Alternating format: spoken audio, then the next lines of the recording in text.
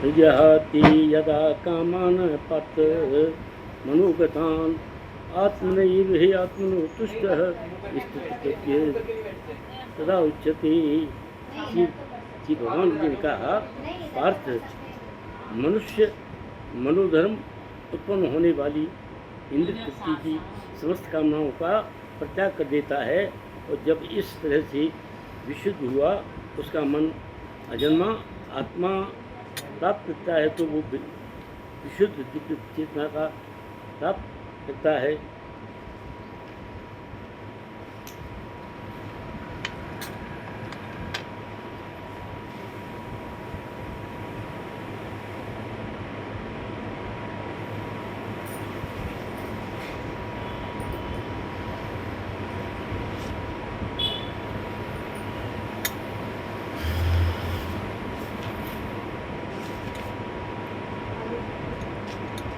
इसमें क्या कह रहे हैं? त्रिजहाति यदा, जब मनुष्य मनोधर्म उत्पन्न होने वाली इंद्र तृप्ति की समस्त कामनाओं को त्याग कर देता है, जब त्याग करने के बाद में वो आत्मा शुद्ध होती हैं और संतोष प्राप्त करता है। अब एक नाव से गुरु और शिष्य दोनों नाव में होकर जा रहे हैं, तो शिष्य ने कुछ पैसे जमा रखे थे अपने पास, तो वो कहने लगा कि गुरु जी, आप कहते हो कि सब चीज़ का त्याग कर दूँ, अगर मैं त्याग न कर देता, मैं ये त्याग कर देता, वो बाहर आगे जा कर के उसने पैसे पेमेंट कर दी शिष्य ने। तो बोले, गुरु जी आप कहते हो पैसे का त्याग कर दो, किंतु मैं जब यहाँ आया हूँ तो मैंने उसको दे दी, और मेरे पास पैसा न होता, त्याग कर देता, तो हम यहाँ जाते? बताओ, बात तो सही है। अब क्या कह रहे हैं वो?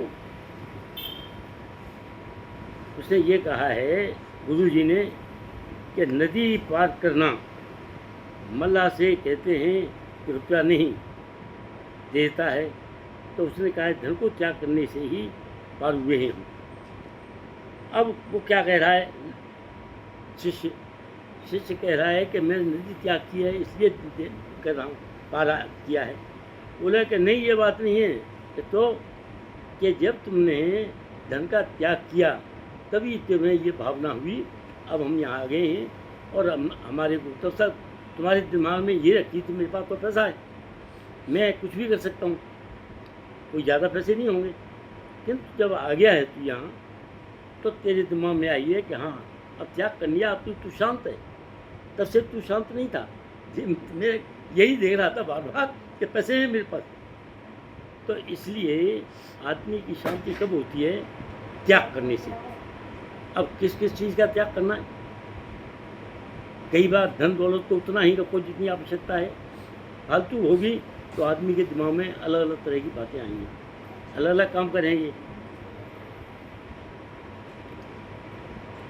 और जब पैसा नहीं होगा तो वो आदमी एक लिमिटेड उसमें होगा, उसकी काम भी जो करेगा वो एक लिमिट के अंदर ही करेगा। दुखेषु अनुद्विग्नमना, दुखेषु दुर्मना, सुखेषु विगतस्पृहः, वीतराग भय क्रोध स्थितिः उच्यते। अब इसमें कह रहे हैं मन के हारे हार है, मन के जीते जीत, पार ब्रह्म का पाइए मन ही की प्रतीक। आदमी कोई भी काम करता है तो काम करने के लिए जब मन से हाथ जाएगा कि भाई ये काम मैं नहीं कर पाऊँगा, तो वास्तविकता ये है कि उसको काम करना संभव नहीं होगा। मन में ये सोचा कि मैं ये काम कर लूँगा तो वो काम कर लेगा वो। इसलिए आदमी को पॉजिटिव थिंकिंग रखनी चाहिए। अगर नेगेटिव थिंकिंग है तो वो नहीं हो सकता है। अब देखो, कपिलवस्तु में को के राजकुमार थे, कौन था? कपिलवस्तु के राजकुमार थे गौतम शुद्धोधन।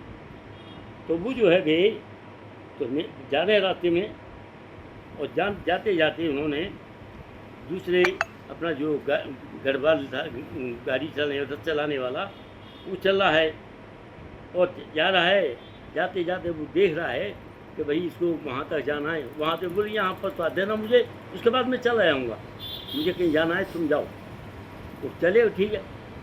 अब क्या हुआ कि वो जो है ना शुद्धोधन वहाँ से आकर के और एक तपस्या करने के लिए बैठ गए। तो घर से वो जो है इतने विचलित थे कि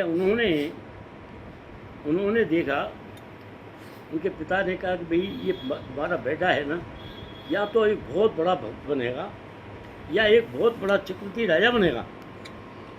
तो इनमें से वो है तो वो कहता था मैं तो राजा बनाना चाहता हूँ, मैं भक्त क्यों बनाऊँ, पर बनाना किसी के हाथ में नहीं है, वो तो बनना उसी के हाथ में है। अब वो जो है उसने कहा कि ठीक है जी।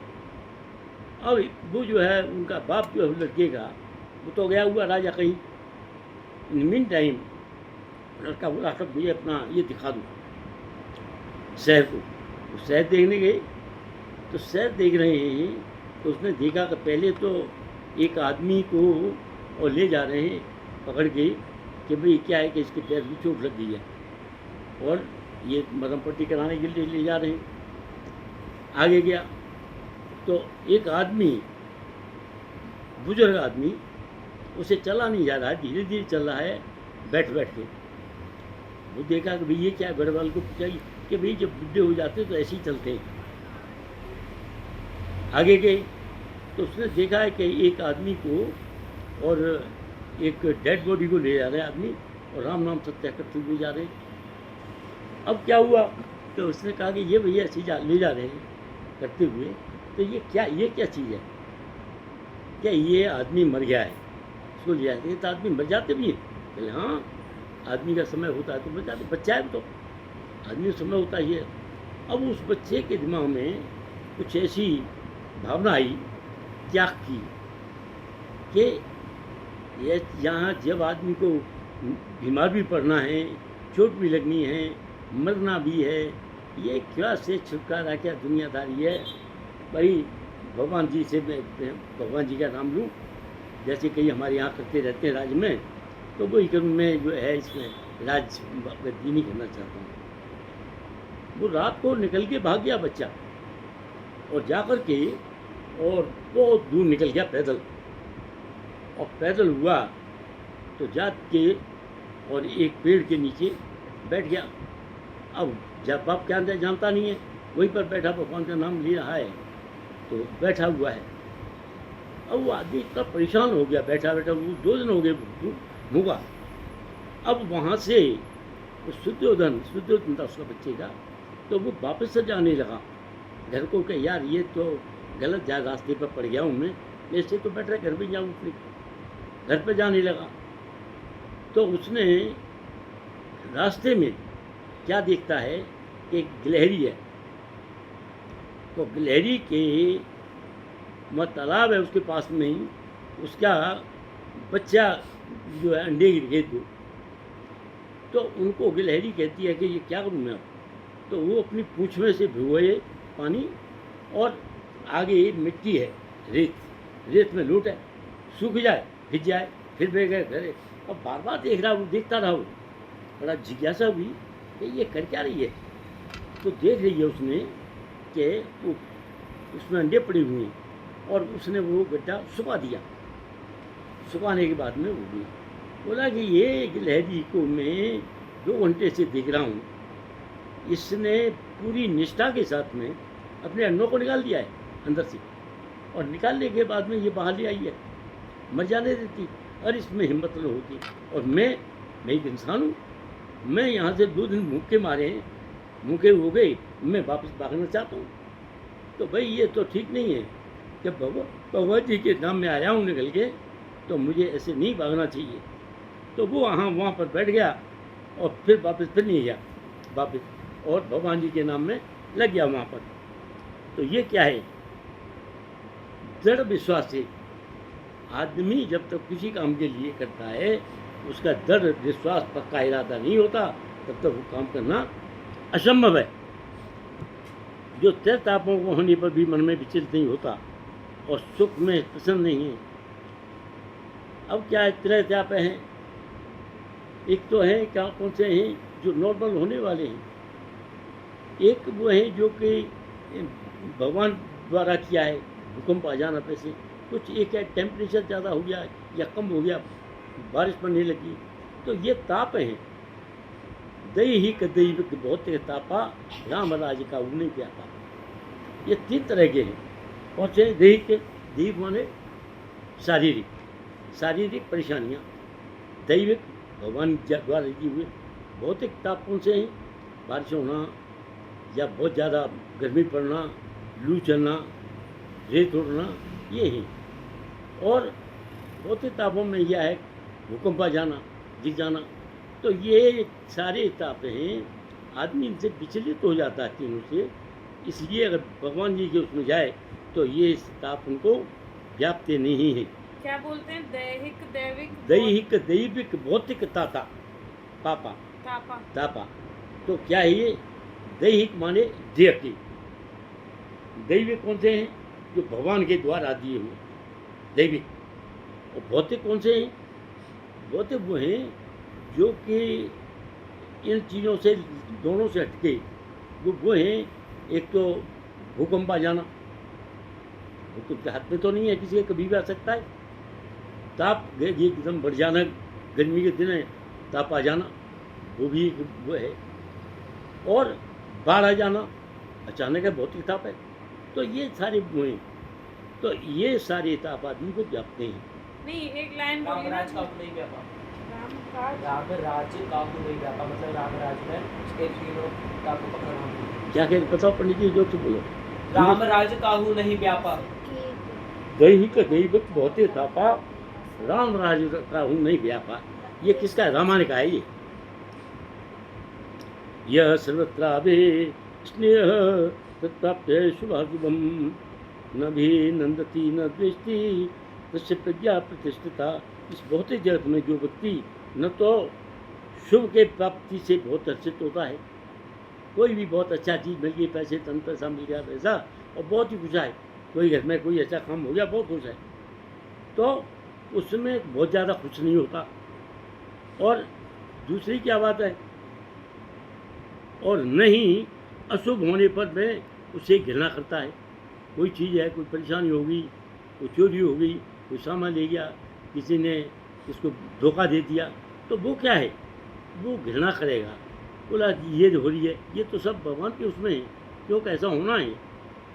तो ये ज्ञान के, तो वो आदमी जो है पूर्ण ज्ञान में स्थिर हो जाता है जब ये बात सोचने लगता है। जब तक नहीं सोचता है तो पूरे ज्ञान में स्थिर नहीं होता है। यदा संहते चायम पूर्वो अंगानी सर्वशः इंद्रियाणी प्रतिभ्य तस्य प्रज्ञा प्रतिष्ठिता। जिस पर कछुआ अपने अंगों को संकुचित करके खोजने में भीतर चला जाता है, तो खोखले के अपने भीतर चले जाएगा, वो अपने कब्र के अंदर चला जाता है और मनुष्य को अपनी इंद्रियों को इंद्रिय पशुओं से खींच लेता है और उसके अंदर अपने अंदर ही रहता है, तो वह आदमी सुखी रहता है।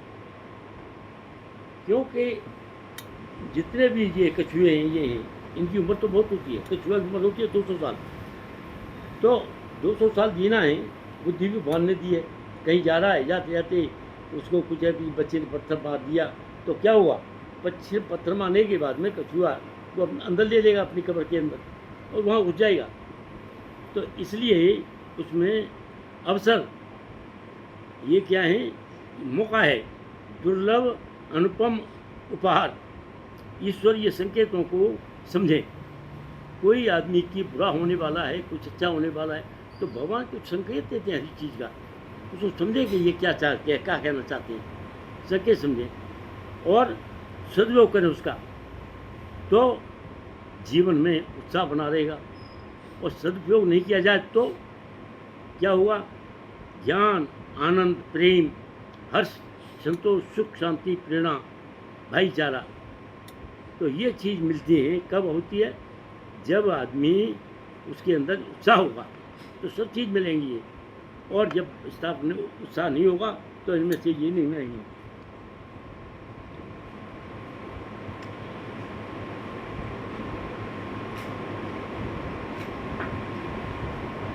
कर्मठ साधक लाभ उठाते हैं, निष्क्रिय विनाश, पीड़ा, असंतोष, दंड, पश्चाताप। तो जो आदमी भगवान जी की पॉजिटिव कोई समय आ गया है तो उस टाइम क्या होगा, आदमी उसका फ़ायदा उठाएंगे कि भाई इसका अच्छा समय चल रहा है, इसका हम कोई फ़ायदा उठाएंगे। और निष्क्रिय होगा रहेगा कब, जब विनाश समय आ रहा है, पीड़ा हो रही है, असंतोष हो रहा है, दंड है, पश्चाताप को खाली हाथ रहते हैं। समय के टालने से तालम टोल की कामयाबी। तो ये क्या है, आदमी को अपने समय की टालम टोल न करे, अच्छे समय का सदुपयोग उठाए करे और बुरे समय पर चुपचाप बैठे। जैसे कछुआ देख लेता है कि जब सही समय है तो उठ के चल देगा, और जब देख लेगा कि कोई पत्थर मार रहे तो चुपचाप अंदर घुस जाएगा। ऐसे हमें भी अपने अंदर घुस जाना चाहिए और अपने सोचना चाहिए हम इससे कैसे निकलें तो हम खुश रहेंगे। तो इसमें ये क्या बताएं, ये सारे फॉर्मूला हैं भगवान जी के फॉर्मूले। विषया विनवर्तन्ते निराहारस्य दीन रसभजं रसोपस्य परम दृष्टा वर्तते। भूल सुधार, मनुष्य का इंद्रिय विषयों से भ्रमित होकर के भूल करता है। आदमी इंद्रिय विषयों में पढ़ करके और भ्रमित हो जाता है और अपना रास्ता भटक जाता है। जहाँ नहीं जाना चाहिए वो काम करता है, अनजाने ही भूल हो जाए तो वो क्षमा योग्य है, किंतु जो भूल जानबूझ के कर रहा है वो क्षमा योग्य नहीं है। ये सांसारिकता के लिए बताया गया है, ये क्षमा योग्य नहीं है।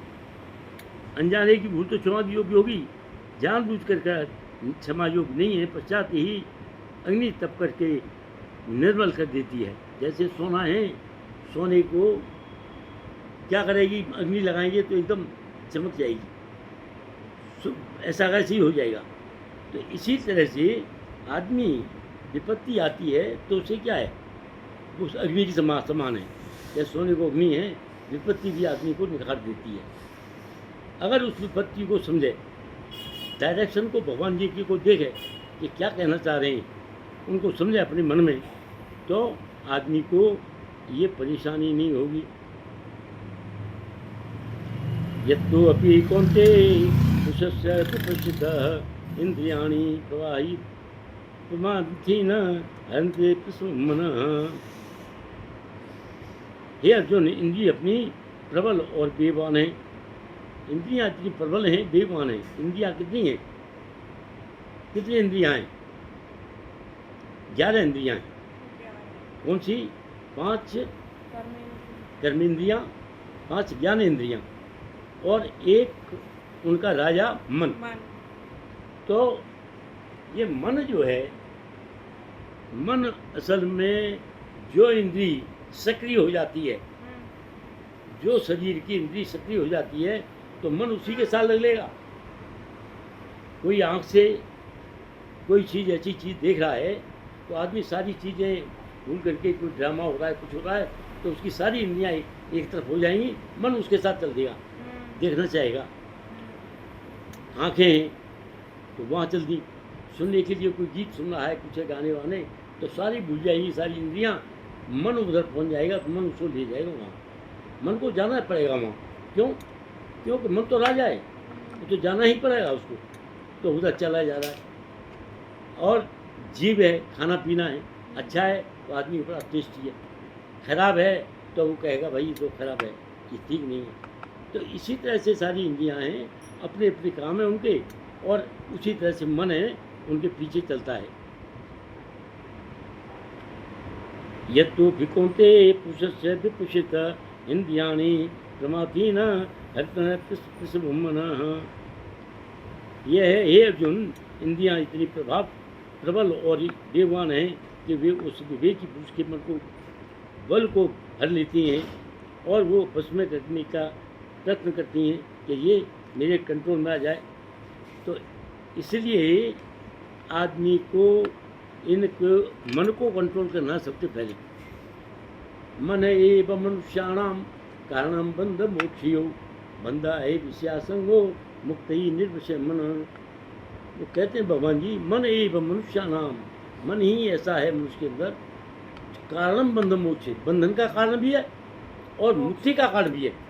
भगवान जी लगाओगे तो मुक्ति होगी, और जब बंधन में चलना चाहोगे तो मन कहाँ जाएगा? तो मन को तो मानना है, उनको राजा है, जिधर वो इंद्रियाँ जाएंगी उनके राजा उनके साथ जाएगा।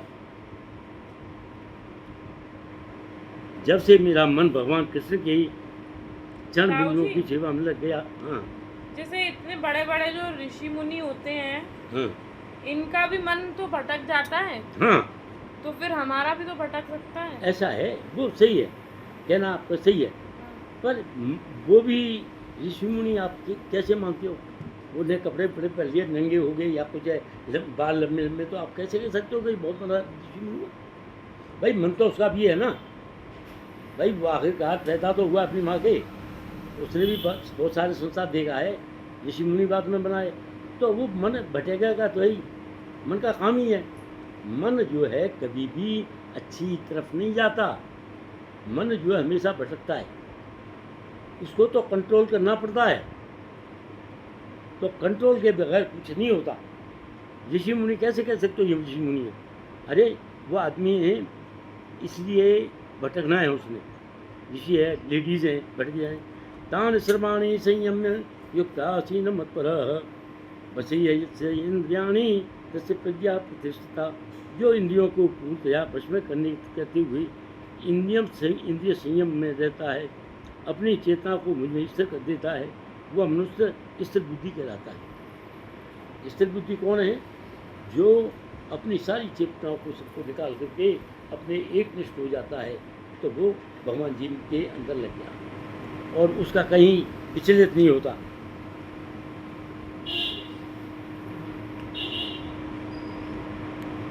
राजा अमरीश ने अपना मन भगवान कृष्ण के चरण बिंदु स्थिर कर दिया, अपनी वाणी भगवान के धाम में चर्चा में लगा दी, भगवान जी काम में लगे, कानों को भगवान लीला के सुनने में लगा दिया, हाथों को भगवान का मंदिर साफ करने में लगा दिया, अपनी आँखों को भगवान का स्वरूप देखने में लगा दिया, शरीर को भक्त के शरीर का स्पर्श करने में लगा दिया, अपनी नाक को भगवान के चरणामृत में भेंट किए हुए फूलों में सूंघने लगा, और जीभ को उसे अपनी तुलसी दलों का आस्वादन करने में लगा दिया। पाँवों को वहाँ जहाँ भगवान के मंदिर हैं हर जगह पर जाना चालू कर दिया उसने। तो इसलिए उसे सारे जितने भी वो अपनी इच्छाओं को भगवान की इच्छाओं में पूरा करने में लगा दिया। इस गुणों से कारण हुए भगवान मत पर भक्त बन गया। मत पर भगवान जी कहते हैं कि मेरे बनो, तो वो मत पर, मेरे का मतलब है मत पर, तो इसलिए भगवान जी के उसमें हो गया। अच्छे अच्छे राजा महाराजा हैं, अच्छे अच्छे ऋषि मुनि हैं, सब हैं, तो ये सभी क्या हैं? जब तक उनका मन नहीं है, मन ही तो एक ऐसा है जो आदमी है, मन एव मनुष्याणाम, मनुष्यों के अंदर मन है, कारण बंध मोक्ष हो, बंधन का कारण भी है और मुक्ति का कारण भी है। इसलिए मन को कंट्रोल करने के लिए कह रहे हैं भगवान जी, और कोई नहीं है उसमें। जायतो विषयान पुंस संगतेषु उपजायते, संगात सज्जायते काम, कामात क्रोध विजायते। इंद्रिय विषयों का चिंतन करते हुए मनुष्य को उसकी आसक्ति उत्पन्न हो जाती है। जिस चीज़ को आदमी सोचेगा तो मन उसको कहेगा कि भाई ठीक तू जो सोच रहे साथ में, तो मन उसको हेल्प करेगा उस चीज़ को प्राप्त करने के लिए। तो मन का तो काम है, राजा है, हेल्प करेगा उसकी। और ऐसी आसक्ति के कारण को होता है और फिर काम से क्रोध उत्पन्न होता है, और जब जो आदमी उसका काम पूरा नहीं होता तो क्या होगा? उसको क्रोध आएगी, और क्रोध आने के बाद में क्या करेगा? मारेगा, मार धार करेगा। तो इसलिए भगवान जी ये कह रहे हैं हमारे शरीर में सबसे ज़्यादा मित्र भी मन है और सबसे शत्रु भी मन है। मन से बड़ा दुश्मन कोई नहीं और मन से बड़ा कोई मित्र नहीं। इसलिए मन को कंट्रोल करने के लिए कह रहे हैं, तब भगवान की भक्ति होगी। अच्छा ताऊ जी, एक चीज़ है, जैसे आसक्ति होगी करेक्ट करना, तो उससे हमें अटैचमेंट होगा। हाँ, फिर उसकी लालसा बढ़ेगी, हाँ लस्ट बढ़ेगा। हाँ, अगर वो सेटिस्फाई हुआ तो उसको ग्रीड, पाना चाहेगा। हाँ तो ग्रीड बढ़ेगी। हम्म, अगर नहीं पा पाया तो फिर गुस्सा आएगा, गुस्सा आएगा।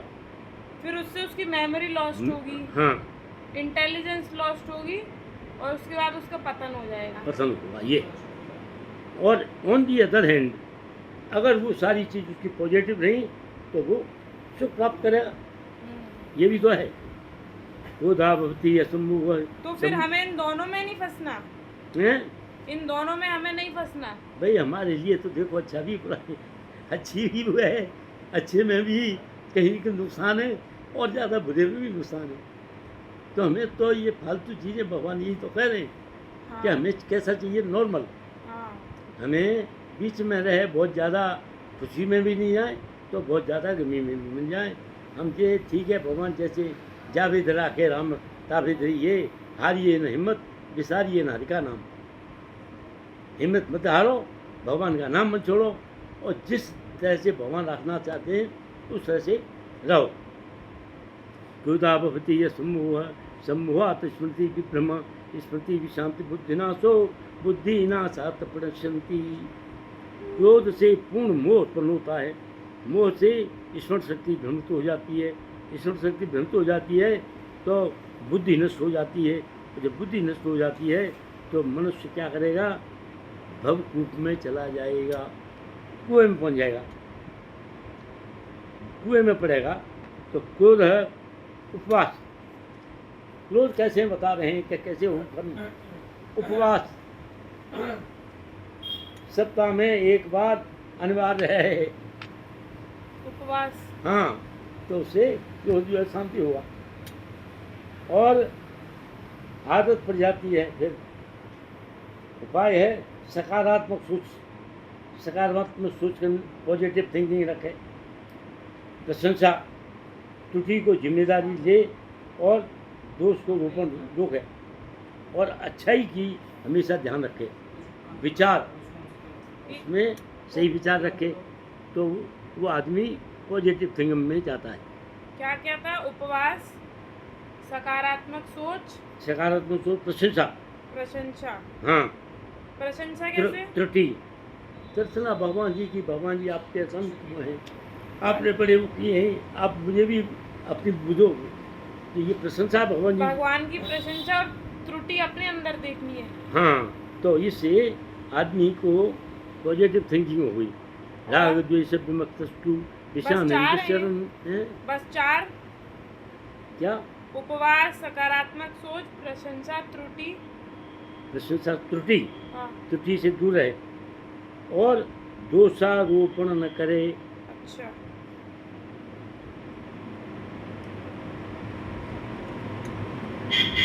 अब आगे कहते हैं भगवान जी, राग द्वेष विमस्तु विज्ञान इंद्र चरण आत्मसीति देहात्मा प्रसादम अधिगच्छति। किंतु समस्त राग द्वेष से मुक्त अपने इंद्रियों को संयम द्वारा वश में करने से समर्थ व्यक्ति भगवान की पूर्ण कृपा प्राप्त कर सकता है। अब देखो ये फॉर्मूले हैं, ये किसी भागवत में नहीं है, किसी जितनी और ग्रंथ हैं उनमें नहीं है, उनमें किसी के बारे में गाथा कही जा रहे हैं, बताए जा रहे हैं, सुने जाओ, पर उनसे हमें क्या फ़ायदा है? हमें तो फ़ायदा ये है कि हमें चाहिए फॉर्मूले, हमें चाहिए जीने के। अब 2 बातें होती हैं, how to live and how to earn your living. तो जो आदमी हाउ टू लिव, तो वो चारों तो देखता है कि मैं कैसे रहूँ संसार में, और संसार में रहने के लिए मुझे क्या क्या करना चाहिए। तो ये संसार में रहने के लिए चीज़ बताई जा रही है। और how to earn your living, तो आदमी लिविंग के लिए तो बहुत सारे तरीका हैं जिससे करते हैं। कई तो ऐसे हैं जो कि उनको पॉजिटिव थिंकिंग या कहीं से मिल जाए, ठीक है, नौकरी करता वहाँ से ठीक है। कई ऐसे हैं कि हेरा फेरी करके करेंगे, तो वो हेरा फेरी में क्या है तो वो भी कमाना ही, हेरा फेरी वाला भी, पर उसमें भी वो निपुण हो गया। उससे आदमी क्या करें, कुछ रखें, ठीक है, फिर उससे घृणा करने लगेंगे। प्रसादे सर्व दुखानाम हानि अस्य उपजायते प्रसन्न चेत सो आशुबुद्ध परे पुष्यति। इस प्रकार से कृष्ण भावना बात में तुष्ट व्यक्ति के लिए संसार रहती हिंसा नष्ट हो जाते हैं और तुष्ट चेतना होने पर उसकी बुद्धि शीघ्र ही स्थिर हो जाती है और मजबूत भाप जाते हैं। अब इसमें क्या कह रहे हैं कि आदमी जब भगवान जी के उसमें होगा तो किस भावना में तुष्ट हो जाए। तुष्ट माने प्रसन्न। संसार में तीन होता, उनको सताएंगे नहीं, पहले ही उसको पॉजिटिव थिंकिंग हो जाएगी। और भगवान का भक्त क्या होता है, एक उर्दू में कहा गया है कि लाइन है, मजमून भाप जाते हैं लिफाफा देकर। कोई लेटर आया कहीं से, उसके ऊपर लेटर का हमारा नाम लिखा है और पीछे जिसने डाला है लेटर उसने लिखा है। अभी हमने लेटर खोला नहीं है, खोलने से पहले ही हमें ये पता लग जाएगा ये लेटर किस बारे में हो सकता है, होता नहीं।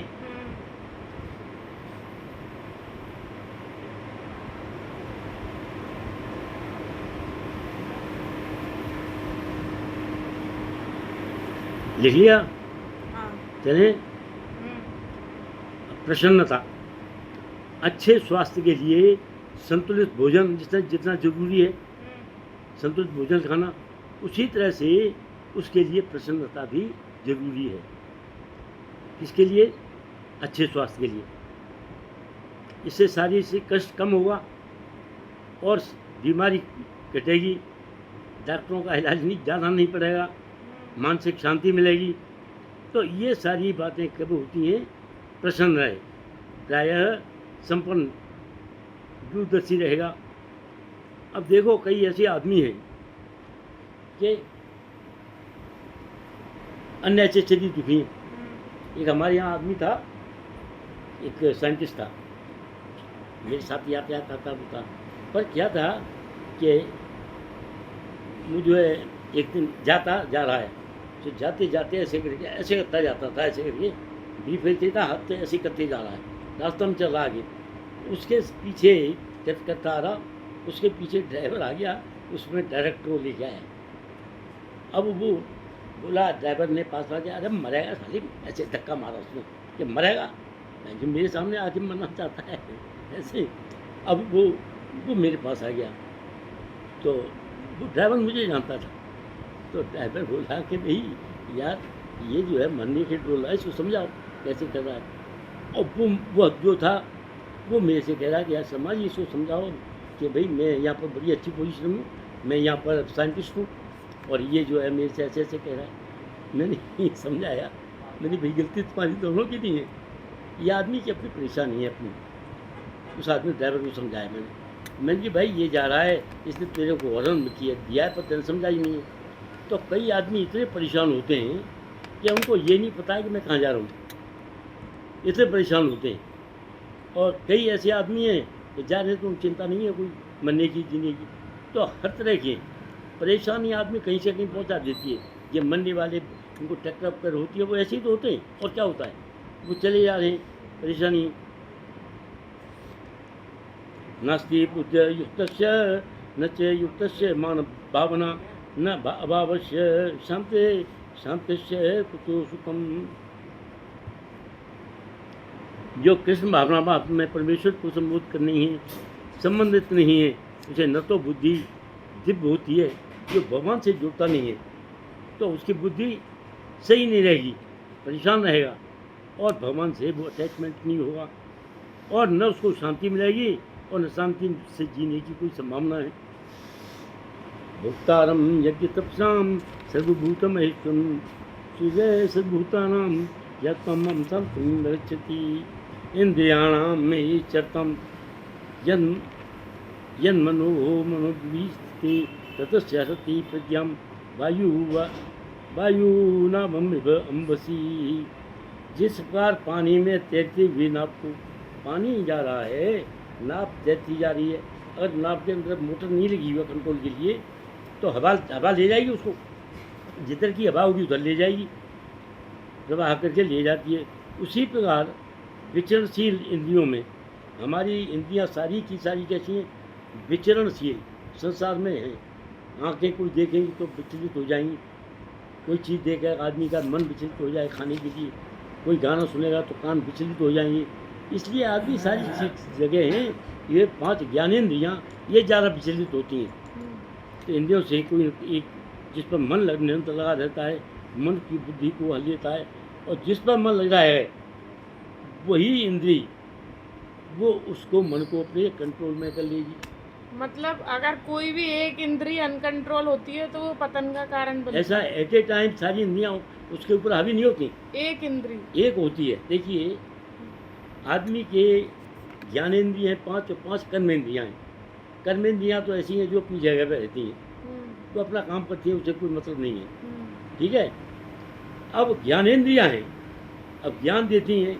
अब कहाँ है? कान है, ये ज्ञानेंद्रिय है।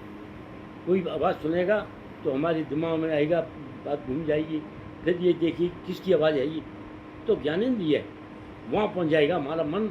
उसके बाद कोई चीज़ देखेगा, आगे भगवान जी की फोटो दिख रहा है तो वहाँ उसका दिमाग घूम जाएगा फौरन। कोई चित्र दिख रहा है वहाँ पहुँच जाएगा, वो ज्ञानेंद्रिय है। और जीव है ज्ञानेंद्रिय है, जीव का जो ज्ञान है बताइए कैसे कैसे, तो ये सारी ज्ञानेंद्रियाँ हैं। लेकिन अगर वो भौतिक चिंतन में लग गई कोई भी इंद्री एक, तो वो पतन का कारण बनेगी। भाई पतन का नहीं जरूरी है, हाँ उसके पॉजिटिव थिंकिंग है। अब किसी की इंद्रिय है, भगवान जी का उसमें जा रहा है आदमी, हाँ भगवान जी के चरणों में गया, हाँ कुछ भी गलत कितना भी परेशान होकर जा रहा है, हाँ भगवान जी को देखा और आखिर के सिर झुका दिया, हाँ तो उसकी कहाँ गई इंद्री? भगवान जी के नाम में पहुँच गई। हाँ वो इंद्री की नहीं कह रहे, वो कह रहे हैं हमारी सही जगह पर जाना है, हमारी इंद्री पॉजिटिव थिंकिंग होनी चाहिए। अच्छा भाई आँखों से एक चित्र रखे, भगवान जी का भी चित्र है और कोई अश्लील वो है। अब आदमी जैसा है, आदमी उसका मन जैसा है, तो वो देखेगा पहले ये देखूं या देश को देखूं, तो वो क्या है, मन उसको डावाडोल करेगा।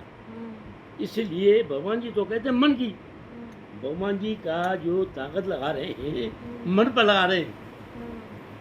मन मना भव मद भक्तो मध्याजी माम नमस्कुर माम एव शशि युक्ता एवं आत्मानम।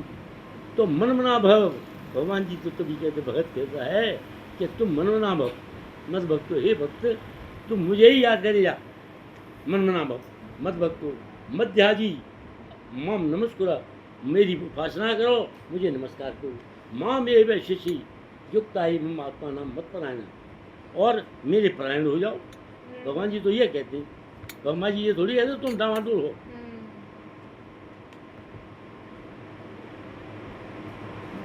तस्मात् महाबाहो न गृहीतानि सर्वशः इंद्रियाणि इंद्रिभ्य जित्तस्य प्रज्ञा प्रतिष्ठिता। अतः हे महाबाहु अर्जुन, पुरुष की इंद्रियां अपने अपने विषयों को से सब प्रकार से विरत हैं, होकर के उसे बस में करती हैं, और बुद्धि निश्चय ही स्थिर है। बुद्धि का कोई काम नहीं है, बुद्धि तो जो कहा जा रहा है वो मानेगी। तो इसलिए आदमी को कंट्रोल करें। या निशा सर्वभूतानाम तस्याम जागृति संयमी यश्याम जागृति भूतानि सा निशा पश्यतो मुने। बहुत इम्पोर्टेंट है। क्यों? भगवान जी कहते हैं या निशा सर्वभूतानाम, सब आदमियों का जो सोने का समय है, जब आदमी पूरे आदमी सो रहे हैं, या निशा सर्वभूतानाम तस्याम जागृति संयमी, जो संयमी है उस टाइम जगता है, उस टाइम भगवान को भज रहा है, या कोई पढ़ाई लिखाई कर रहा है, तो धार्मिक चीज़ पढ़ रहा है, तो वो आदमी उसमें पूरी निष्ठा के साथ पढ़ेगा। तो दुनिया सो रही है छम में, तो कहते हैं या निशा सर्वभूतानाम, सभी प्राणी जब सो रहे हैं, तस्याम जागृति संयमी, संयमी जो है उस टाइम जागृत होता है। यश्याम जागृति भूतानि सा निशा पश्यतो मुनः, और जब सभी प्राणी जिस टाइम जगे होते हैं, तो स्थित प्रज्ञ व्यक्ति जो भगवान का भक्त है वो अपना सोया होता है, इसलिए कि नैप सोएगा वो। तो इसलिए भगवान जी को क्यों कहा है उन्होंने, क्योंकि जानते हैं ऐसा होता है, अक्सर होता है ऐसा। बहुत ऐसे कम आदमी हैं, मैं सुबह रात को 2 बजे सोता हूँ, 2-3 बजे, और ज़्यादा 2 घंटे सोऊंगा मैं, और जग जाऊँगा, फिर जग जा कर के अपना पढ़ूंगा, एक्सरसाइज करूँ, रात को भी पढ़ूंगा, पढ़ने में ही लगा हुआ हूँ, कुछ भी पढ़ूँ मैं, लगी आदत हो गई अब। और फिर उसके बाद में नहा धो करके अपना तैयार हो करके और 12-1 बजे सो जाऊँगा, और वो सोऊंगा 2-3 घंटे, 3 2 5-6 घंटे ऐसे करके मैं स्प्लिट कर देता हूँ, 3-4 घंटे, 6 घंटे सोने बहुत है। बाद बाकी मैं उसको ज़्यादातर पॉजिटिव काम में लगाता हूँ, खामखाई में नहीं लगाता। तो ये आदमी जैसी आदत डालोगे ऐसी हो जाती है। आपूर्यमाणम अचल प्रतिष्ठम समुद्रम आप यम प्रविशन्ति तद्युत कामा यम प्रविशन्ति सर्वे शांतिम अप्नोति न काम कामी। इसका क्या मतलब है?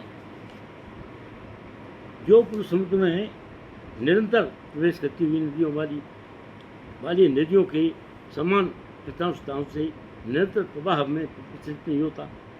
नदियों में पानी चलता रहता है, नदियों में पानी चला रहा है, किंतु समुद्र जो विचलित नहीं होता, विचलित नहीं होता। अब क्या है, वो वहीं रहता है, क्योंकि उसका इतना बड़ा समुद्र है कि उसकी स्थिति नहीं बढ़ता ही नहीं है जन्नत नदियों से भी। और जो सदैव स्थिर रहता है वही शांति प्राप्त कर सकता है, वह नहीं जो ऐसी इच्छाओं से तुष्ट रहने की चेष्टा करता है। पर जो आदमी चाहता है तो मुझे इस यहाँ से कुछ फ़ायदा मिले, कुछ उसमें मिले, तो वो परेशानी हो जाएगी। अब क्या है, बोला क्या उन्होंने भगवान जी ने, आपूर्यमाणम अचल प्रतिष्ठम, दृढ़ रहता है समुद्र, समुद्रम आप यम प्रविशन्ति, समुद्र जो है स्थिर रहता है, तद्युत कामा यम प्रविशन्ति सर्वे, उसी तरह से काम वासनाएं उसमें रहती है। स शांतिम आपनोति न काम कामी, जो कामी है वो आदमी वो विचलित रहेगा, वो संयम में हो रहेगा ही नहीं। इसलिए जैसे समुद्र जो है स्थिर है, ऐसे ही भगवान का भक्त जो है वो अपने स्थिर रहेगा समुद्र की तरह। व्याय कामान सर्वान् प्रमाणस्यति निष्प्रह निर्ममो निरहंकार स शांतिम अधिगच्छति। जिस व्यक्ति ने इंद्र तत्व की समस्त इच्छाओं का परित्याग कर दिया है, इंद्र तत्व की जितने शरीर हैं हमारे, उसमें हर तरह की वो है। कोई कुछ चीज़ देख आँखों से देखने में तृप्ति उठाता है, कोई सुनने में तृप्ति लेता है, कोई अपने गाने वाने सुनना उसमें ले रहा है, कोई डिफरेंट विचारों में ले रहा है सुन रहा है, कोई खाने में करता है। तो ये जितने भी हैं इंद्रियाँ, इनकी तृप्ति कर रहा है। कोई सूंघने में नाक से सूंघने में कर रहा है, तो वो ये है इंद्रियों के परित्याग कर देता है उनको, उनकी बात नहीं मानता। जो इच्छाओं से रहते है और जिसने सारी ममता त्याग दी है और अहंकार से रहते, वही वास्तविक शांति को प्राप्त करता है। वो आदमी शांति नहीं प्राप्त करता जो किसी चीज़ को देख के विचलित हो जाए। ठीक, इसलिए शांति रहे और अपने काम से मतलब रखे। भगवान जी का भगत है, अपने काम से लगे और छोड़े दुनियादारी को। पर ताऊ जी इसमें दो चीजें हैं, हाँ, एक इच्छा शून्य और एक इंद्रिय शून्य। इच्छा शून्य और इंद्रिय शून्य। तो ये तो ह्यूमन नेचर होता है कि वो कभी इच्छा शून्य हो ही नहीं सकता या फिर इंद्रिय शून्य हो ही नहीं सकता। देखिए कि दो बातें हैं। मन है, मन जो है राजा है, तो मन को कंट्रोल की उनका दे रहे हैं। इच्छा करेगा तो मन कहेगा मैं सोचता ही नहीं, तो क्या करेगा वो? मन के तो किसी बात को सोचना ही नहीं चाहेगा, तो वो यही वो ऐसे कर्म है। कर्म कोई करना चाहता है, मन कहे कि मैं नहीं ये करता हूँ, तो वो कंट्रोल हो गया। वो मन की बात है यहाँ पर। भगवान जी का मन से मतलब है। इच्छा विचारों से मतलब है ना कोई, मन से मतलब है, मन को कंट्रोल करने से। ऐसा ब्राह्मी स्थिति पात्र न एनम प्राप्त विमुक्षति स्थिता श्याम काले अपनी ब्रह्म निर्माणम मधिगच्छति। वो कहते हैं ये आध्यात्मिक तथा ईश्वरीय जीवन का पथ है, जिसे प्राप्त करके मनुष्य मोहित नहीं होता। यदि कोई जीवन के अंतिम समय में भी इस तरह स्थित है तो वह अपनी भव धाम को प्रवेश करता है।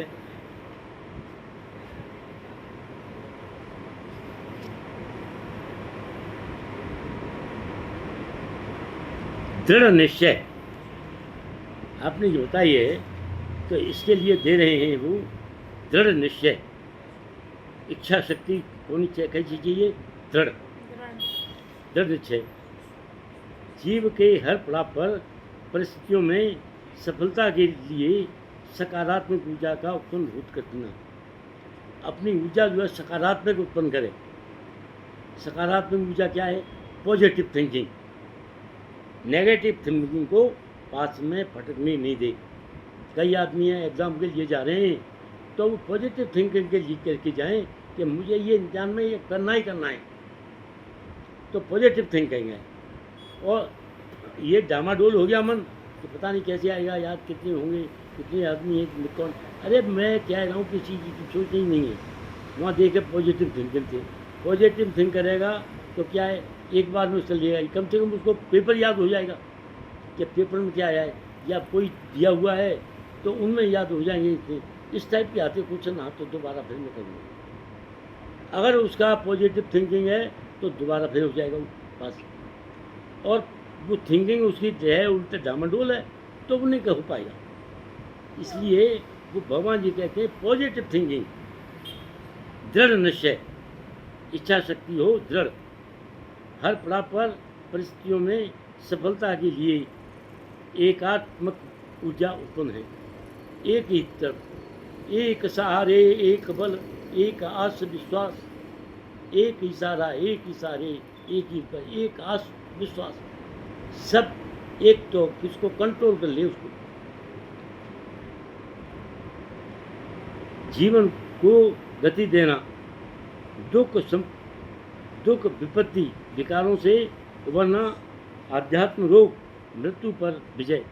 तो आदमी इन सब चीज़ों से डर में रहे, तो ये भगवान जी के फॉर्मूले हैं। ये क्या है? जैसे निश्चय होनी चाहिए, मैथमेटिक्स के फॉर्मूले होते हैं, ये शांति के फॉर्मूले हैं। अध्याय 3 चालू करेंगे कल। और अध्याय 3 में कितने हैं कुल? 43 श्लोक। 43 43 हैं। तो कितने कर लें?